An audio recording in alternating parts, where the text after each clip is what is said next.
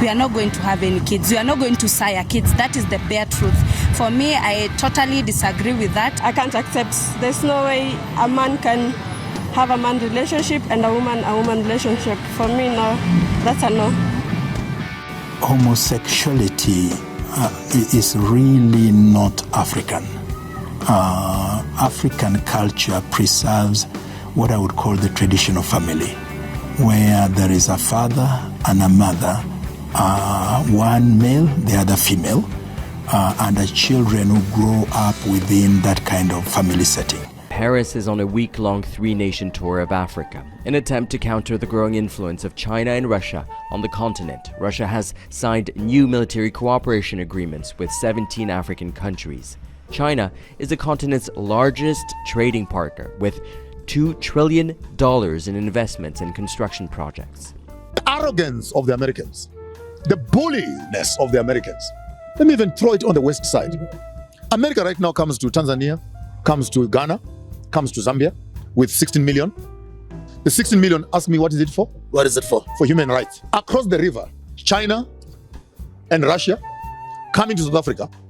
Ask me for what? For what? For a military training and skills sharing of security. So the Americans are more interested in a transgender, homosexual agenda around the world. They will invest their money and give you money to protect human rights. Russia and China are coming with weapons and militarization strategies so that we can protect ourselves. So I want to say this very loud and clear to the Americans. Continue on your transgender agenda. Stay there. Leave us to do politics on the other side. Because what we need right now is not a minority human rights activation. What we need is a societal transformation.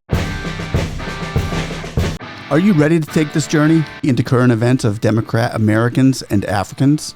Kamala Harris has just dismantled our African allies in the name of wokeism. And Africa right now is defecting from America and all of the Western allies. Africa would rather partner, and get this, let this sink in. It would rather partner with China and Russia. Why? You tell me. The president of Zimbabwe, Emerson Mnangagwa, says he will not campaign to make gay marriage legal. I know you're busy with time, and I have a couple of areas I just need to dwell on. On the question of human rights, on the question, for example, of same-sex rights, never mind same-sex marriage or anything like that that might be in the future, for want of a better word, gay rights, the overturning of laws against homosexuality. Can you promise me today that you will do that? I'm a constitutionalist.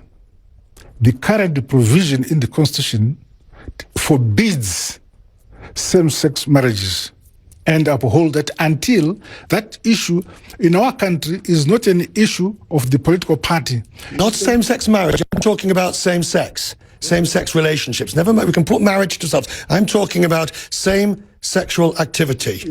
In our current constitution, it is banned. Are you going to lead a campaign?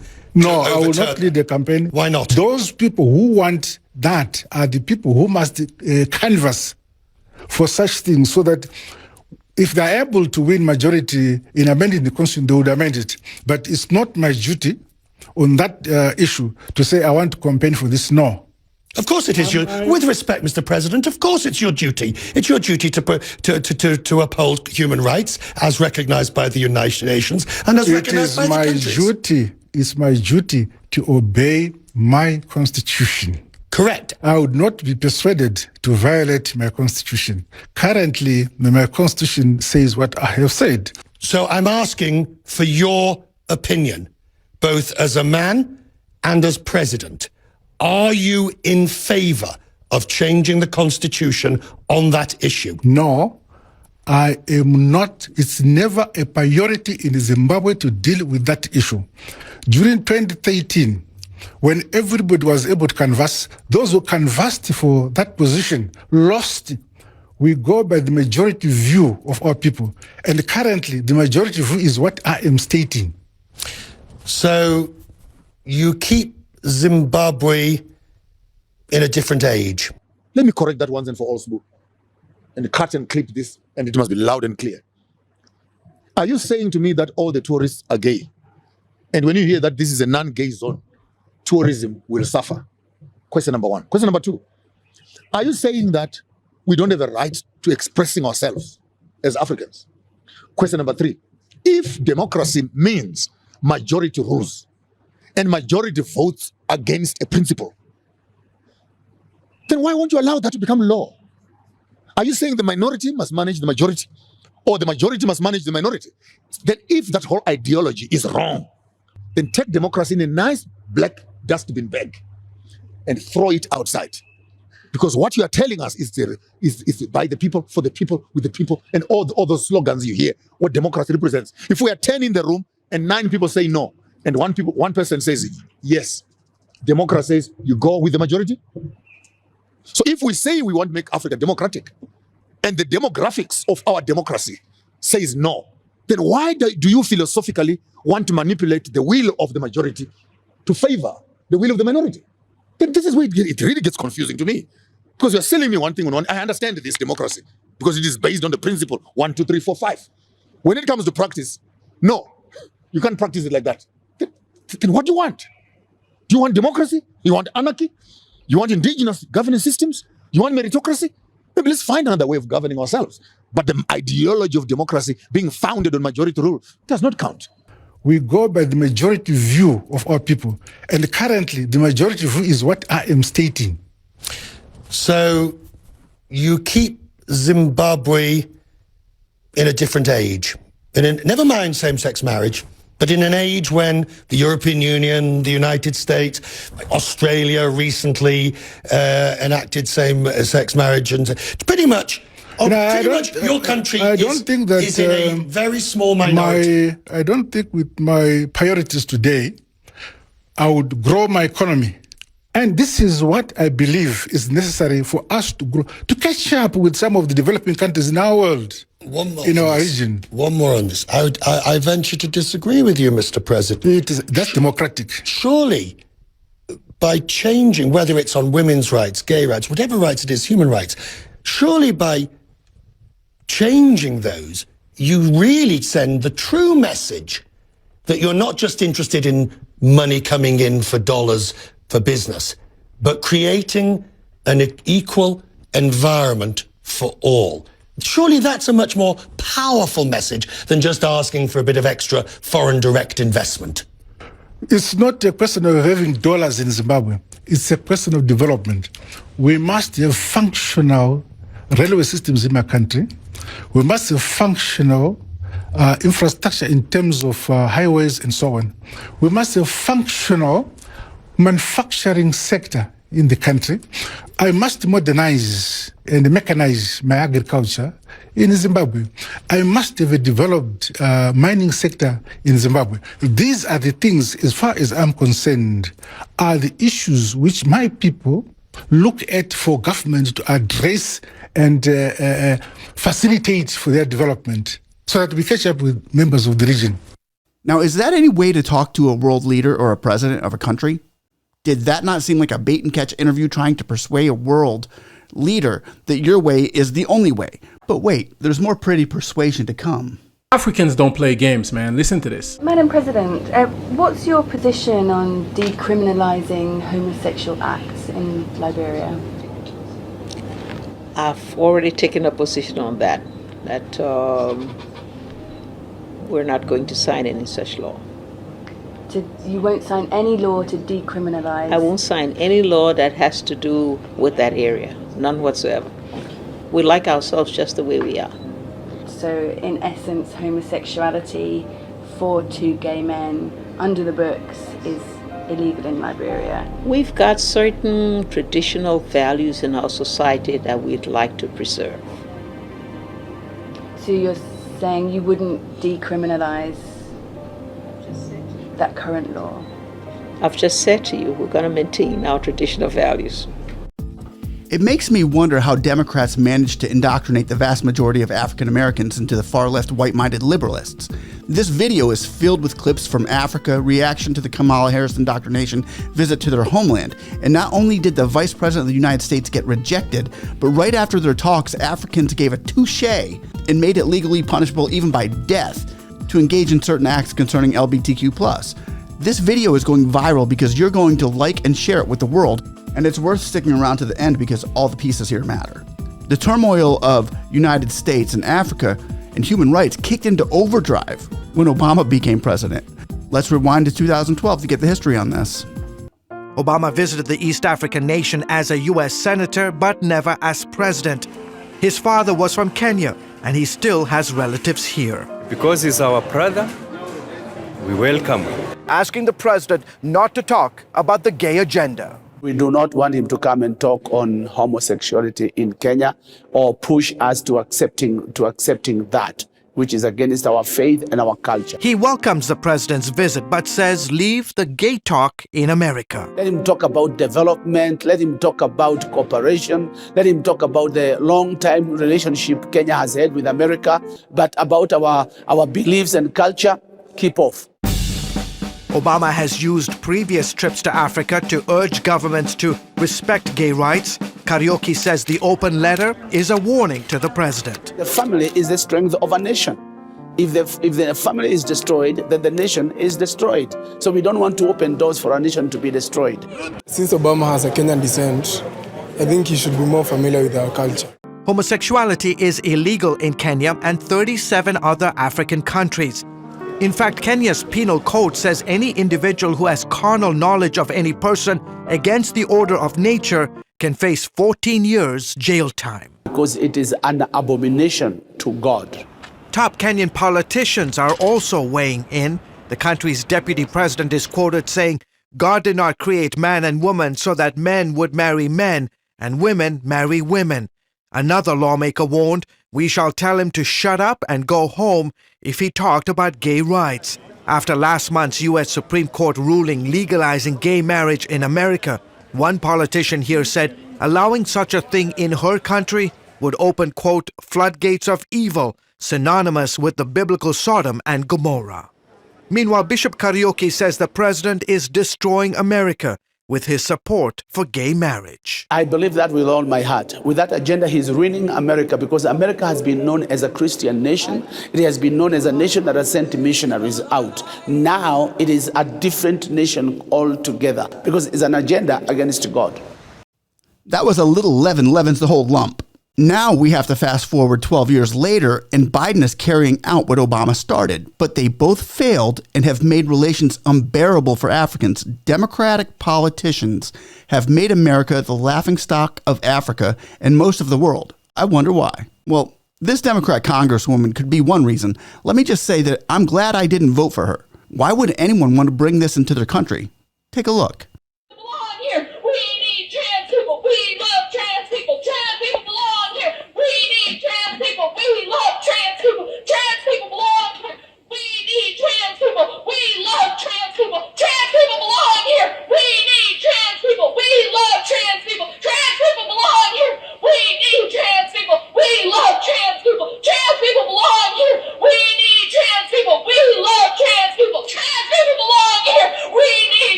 So now when the LGBTQ is discussed in Africa, here's the common response. The gay community in Uganda is requesting to have a meeting with you. Would you give them an ear?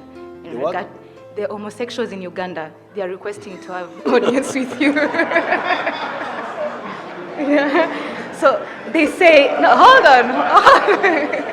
No, they say their side of the story has not been heard and they would kindly beg to meet you so that you get to hear that side of the story. That's number one. We want to work with the West. We have been working with the West. They cannot force us to do something like this, which is so fundamentally wrong. So now, when the LGBTQ plus is discussed in Africa, there's your common response.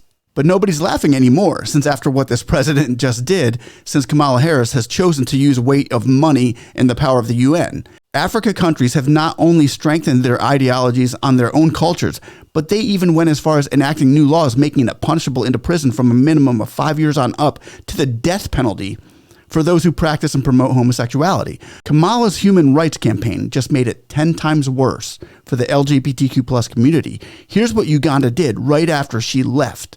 Great article from Al Jazeera goes like this. Uganda's president approves tough new anti-LGBTQ law. The new legislation is one of the world's strictest anti-gay measures and was condemned by international community. And we wonder if that was a very small community. Uganda President Yoweri Museveni has signed into law one of the world's strictest anti-homosexuality measures, drawing a widespread condemnation from within the country and internationally. Way to go, Kamala. Bravo. Bravo. Not. The Speaker of the House in Uganda, Anita Among. I now encourage the duty bearers, the police, under the law to execute the mandate bestowed upon them in the Anti-Homosexuality Act. Speaker of Parliament Anita Among said in a post on Twitter on Monday. I didn't see that tweet, did you? Let's see what she said in the tweet. The whole thing. There it is, Anita Among on Twitter. The Parliament of Uganda. His Excellency, the President of the Republic of Uganda, General Yoweri Museveni, has executed the constitutional mandate as prescribed in Article 91 of the Homosexuality Act. As Parliament of Uganda, we have heeded the concerns of our people and legislated to protect the sanctity of family as per Article 31 of the Constitution of the Republic of Uganda. Well, that's good, right? Let's keep going. We have stood strong to defend the culture, values, and aspirations of our people as per Objectives 19 and 24 of our national objectives and directive principles of state policy. I thank His Excellency, the President Yoweri Museveni, for his steadfast action in the interest of Ugandans. With a lot of humility, I thank my colleagues, members of the Parliament, for withstanding all the pressure in the interest of our country. By their action, we have lived by our motto, for God and our country. On behalf of the Parliament of Uganda, I thank the people of Uganda for prayers and encouragement as we execute our mandate with Articles 1 and 79 of the Constitution. We shall always stand for and promote the interest of the people of Uganda. And that's when she wrote, I encourage the duty bearers to take action. Let's move on.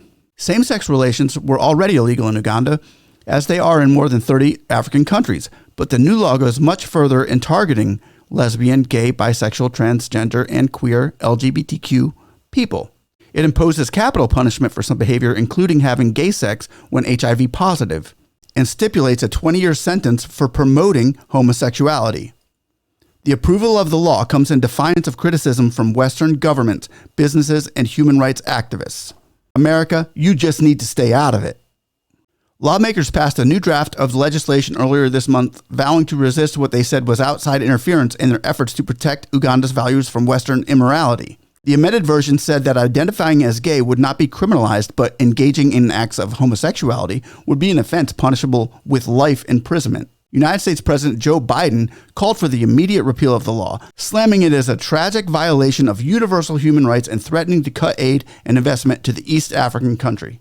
The United Kingdom government said it was appalled, adding that it was firmly opposed to the death penalty in all circumstances. Museveni previously advised legislators last week to look into the issue of rehabilitation and make changes to the bill. In a letter to the Parliament of Uganda in April, he said it was needed to be clear and distinguish between someone who professes a homosexuality lifestyle and someone who actually commits homosexual acts. It's like any crime. I want to steal that car, but if I don't, then I haven't done anything wrong. So I want to be with another person, but if I don't, yeah, okay. So you can think the deed, but you can't do it. Makes sense, right? The proposed law should be clear so that what is thought to be criminalized is not the state of one having deviant proclivity, but rather the actions of one acting on that deviancy, Museveni wrote in a letter.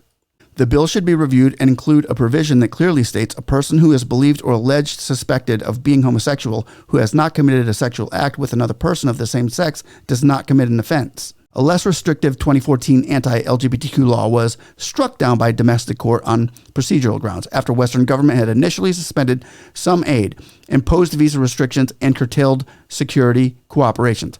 So America is literally going to sanction these guys. America is going to sanction Africa. Well, liberal America, Democrats are going to sanction Africa. Let that sink in. Really. Uganda receives billions of dollars in the foreign aid each year and could now face another round of sanctions.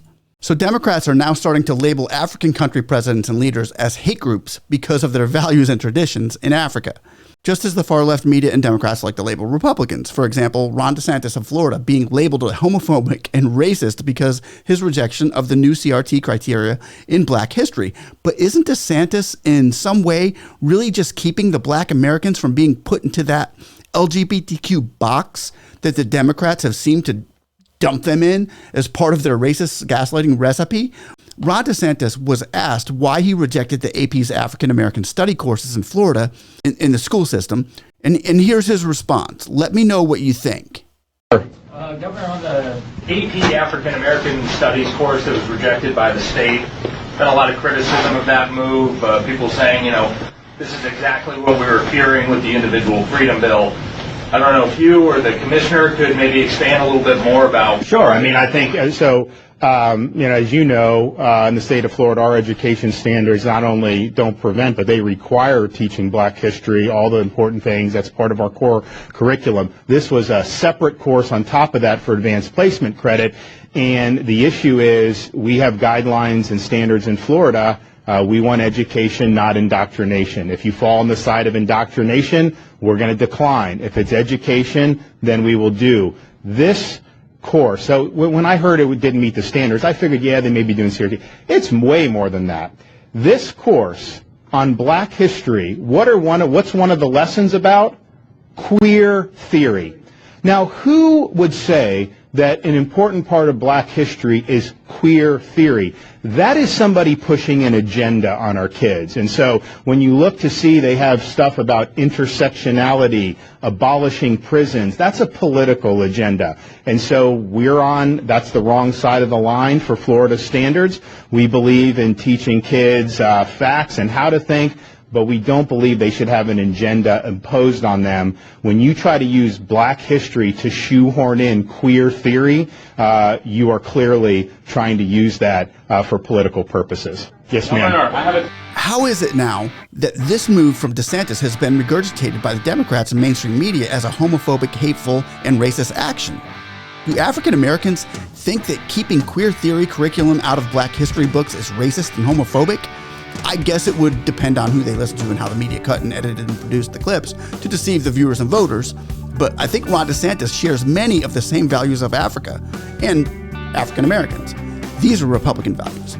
So let me know what you think of this video. And if you haven't watched the first one that I did on this, you should check that out. Is it there? Like and subscribe. Is it there? Have a blessed day.